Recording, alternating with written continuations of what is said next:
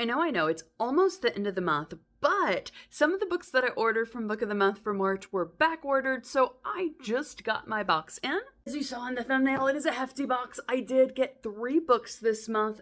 Thankfully, I was able to do that because 2 viewers used my link from the description box to subscribe to Book of the Month, so thank you so much for that. Because of you, I was able to get 2 free add-on books, and I cannot wait to read them. If you are new to Book of the Month, it is a monthly book subscription box where you get to choose from 5 to 7 books every month. Before you choose, you do get to see the book, a little synopsis of the book, as well as like a first reads, first glance sort of thing that has like the first page or so. You also do, if I'm not mistaken, get to read a review by other people. I usually don't read those reviews, by the way. I skim right over them, so I'm not sure if every single book has them. But before we get started on this month's, though, let's talk about my February book, River Sing Me Home. I remember I made the comment something like, I tuned back in to see how much I cried because it just sounded like it was gonna be like a tearjerker, gut-wrenching sort of crying.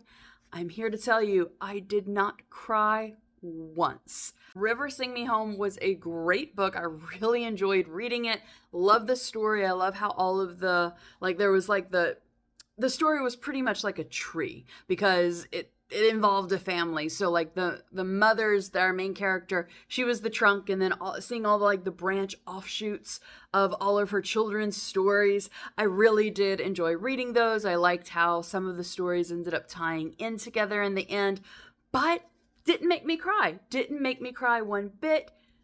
Slightly disappointed for that because, like, in myself, I thought it was going to be a tearjerker. Not disappointed in the book, but thought it was going to be a tearjerker.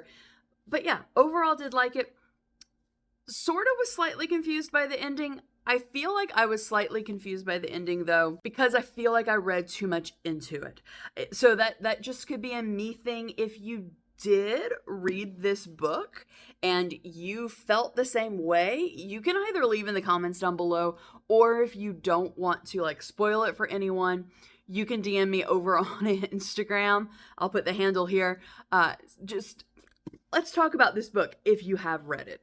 Book of the month, a bookmark this month says, I'm a great judge of characters. Honestly, it's been so long.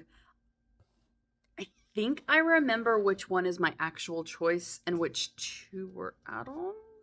I think this one was my choice, like my book of the month choice. This is The Adventures of Amina Alsarafe. This is by Shannon Chakraborty. This is going to be the first piece of fantasy I've read, I think, since high school. I used to really enjoy fantasy books, especially like saga fantasy books that I could like lose my whole world, like lose my whole self in and like get really absorbed into the world.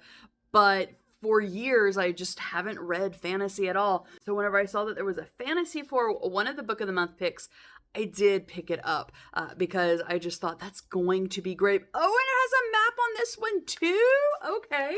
So we have a little map here. Amina al-Safari should be content. After a sordid and scandalous career as one of the Indian Ocean's most notorious pirates, she survived backstabbing rogues, vengeful merchant princes, several husbands, and one actual demon to retire peacefully with her family to a life of piety, motherhood, and absolutely nothing that hints of the supernatural.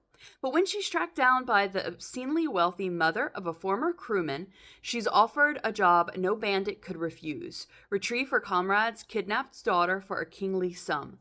The chance to have one last adventure with her crew, do right by an old friend, and win a fortune that will secure her family's future forever. It seems like such an obvious choice that it must be God's will. Yet the deeper Amina dives, the more it becomes alarmingly clear there's more to this job and the girl's disappearance than what she was led to believe. For there's always risk in wanting to become a legend, to seize one last chance of glory, to savor just a bit more power, and the price may be your very soul. I think that this is going to be the first thing that I read in my April. Yes, woo, we are almost to April. My April TBR. And then my 2 add-ons, which were both choices for this month for Book of the Month. So that is why they were back ordered. It was these 2 actually. Might have been this one as well. I think all three were back ordered. But anyway, so the London Seance Society. So this is by Sarah Pinner, and this is the author who wrote The Lost Apothecary, which when it was a book of the month choice, that was what I picked for the month. Amid the shrouded parlors of Victorian London, two daring women hunt for truth and justice in the perilous art of conjuring the dead. 1873, at an abandoned chateau on the outskirts of Paris, a dark seance is about to take place. Led by acclaimed spiritualist Vaudeline D'Alere. I butchered that. I know I butchered that. Known worldwide for her talent in conjuring the spirits of murder victims to ascertain the identities of the people who killed them, she is highly sought after by widows and investigators alike. Lena Wicks has come to Paris to find answers about her sister's death. But to do so, she must embrace the unknown and overcome her own logic-driven bias against the occult. When Vaudeline is beckoned to England to solve a high-profile murder, Lena accompanies her as her understudy. But as the women team up with the powerful men of London's exclusive Seance Society to solve the mystery, they begin to suspect, I don't know why I can't read this afternoon, that they are not merely out to solve a crime, but perhaps entangled in one themselves. So, anytime I hear the word seance or like see this, and I'm sure throughout the entire time I'm going to be reading this, I just think of that I Love Lucy episode where they hold the seance in their apartment. And the man's trying to like contact the spirit of his dead dog. That is one of my all-time favorite I Love Lucy episodes. But yeah, anyway, getting back to this, I did see on Book Talk there was a lot of buzz over this book. So I'm really excited to see if the buzz is worth it. Added on Lone Women by Victor Lavalle. Adelaide Henry carries an enormous steamer trunk with her. Trunk with her wherever she goes. It's locked at all times, because when the trunk opens, people around Adelaide start to disappear.